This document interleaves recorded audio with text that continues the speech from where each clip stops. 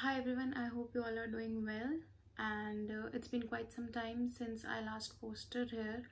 The reason being that my father went to be with the Lord.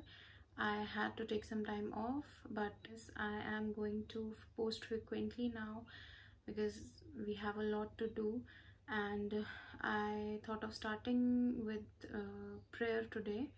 So this is something which is very important if we consider the current situation, the pandemic. Most of us, all of us in fact, are depending on prayer. So this poem is also a prayer. It is addressed to God. Most of us, we only go to God to ask and make certain wishes. We seldom go to thank the Lord. This poem is all about making requests to the Lord. So, Prayer is a poem written by G.A. Mehjoor, who is popularly also known as Shair-e-Kashmir. This is basically a Kashmiri poem and it has been translated in English by Professor G.R. Malik. Lord, you are my hope and trust. Lead me to the way of truth. How long shall I dwell in ignorance? Pour me the nectar of knowledge. Lend ear to my wailing and pleas. Cure me of ills and pains.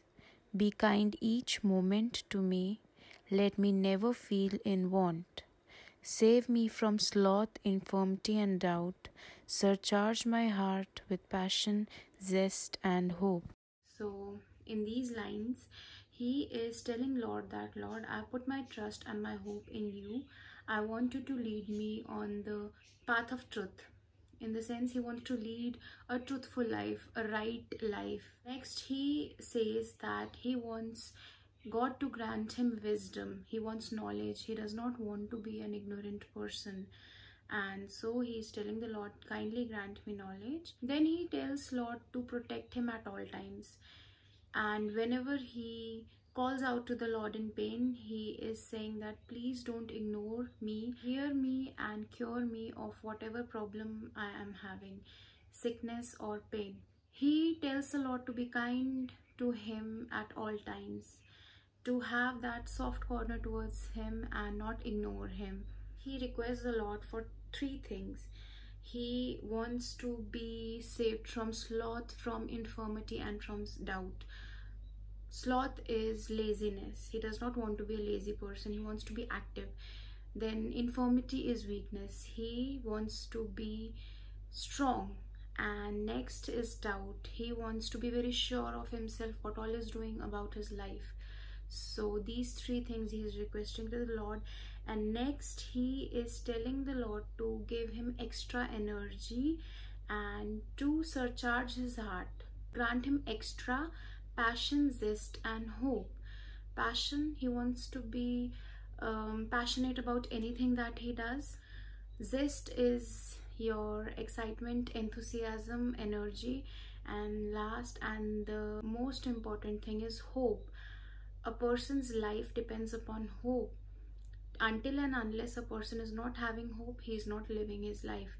So these three things he is making wishes to the Lord to grant him.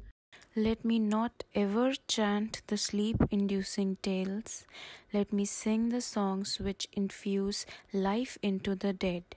Let me sing of that inspires people with love and causes all bitterness and hatred to vanish. You brought me to bloom with the earliest vernal breeze. Let not the burning heat of summer wither me grey.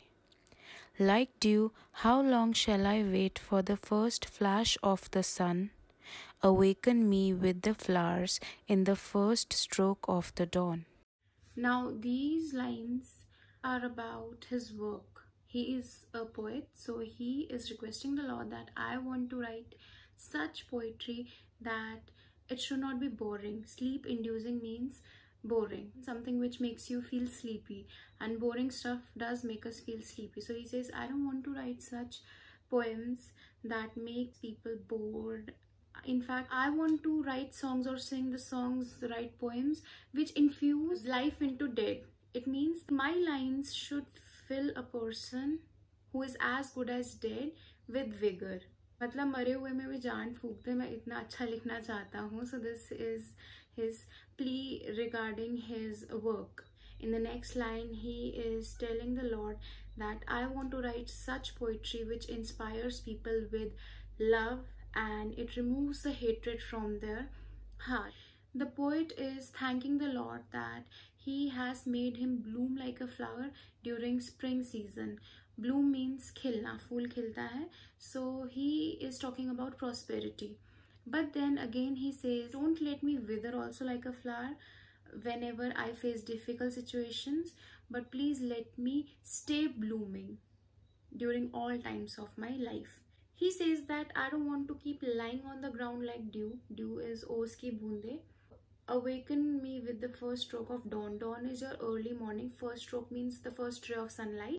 He now tells the Lord not to keep him waiting for his blessing hand. He wants the Lord to grant all his wishes at the earliest possible. He does not want to keep waiting like the dewdrops. He has shown the similarity of the dewdrops lying on the ground waiting for the sunlight to appear so that they evaporate. So he says, no, I don't want to keep waiting. Instead of dewdrops, I want to be like the flowers which bloom with the first ray of sunlight during the dawn, so that I can spread my message of love and peace. In form, I am a man, in substance, far from humanity. Subject me not to trials, shame not my human form. Forsaken by men I, and so they call me Mehjoor. People may desert me thus, but you don't abandon me, Lord. These lines are very important. He says that appearance wise I do look like a human being, but in the real sense I am not a human being because I don't have any humanity. इंसान इसलिए बोलते हैं इंसानियत के वजह से, but अगर इंसानियत नहीं है तो he says I don't deserve to be called a human being. He says that don't subject me to trials, don't put me to test. If you take any kind of test, I am bound to fail. I will fail for sure, and that failure will make me feel embarrassed and ashamed about myself. So Lord, please, I request, do not put me to test. Next he says that I've been forsaken by men, and he does not even care. He says if human beings desert me, if they leave me alone, it does not matter, because as long as God is with you, you don't need anyone else to stand by you. He says the most important thing is that Lord, you don't abandon me, you don't leave me alone at any point of my life. As long as you are standing next to me, even if everyone abandons me, lets go of me, it does not matter. He's requesting the Lord to stay with him his entire life and bless him, and he wants to be a good human being. That is why he's making all such requests to the Lord. Poetic devices. Your first one is metaphor. It is a figure of speech in which indirect comparison is made between things which are different to suggest likeness or similarity between them. So these are your metaphors which have been underlined.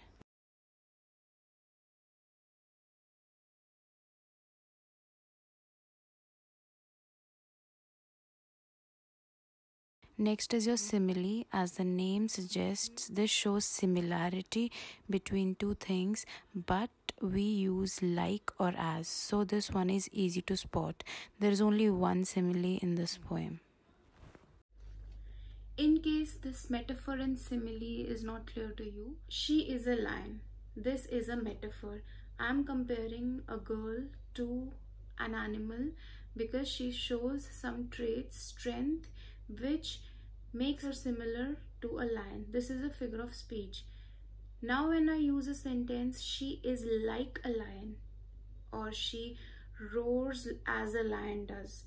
As or like is used in simile. This is easy to spot. In this case also I'm showing similarity. I'm comparing her to lion. So whenever there is like or as, it is simile. If you see something being compared without the use of like or as, that is your metaphor. I hope this is clear to you. In case of any query, do let me know.